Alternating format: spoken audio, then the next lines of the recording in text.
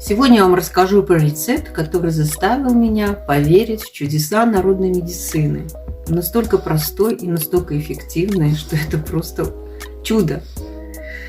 Заключается он в том, что мы берем луковицу, обычную луковицу, нарезаем ее мелко, вот такими кусочками.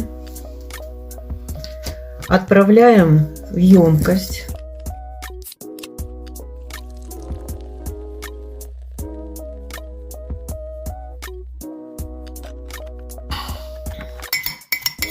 И засыпаем сахаром.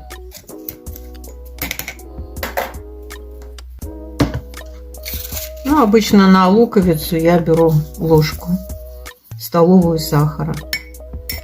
И все.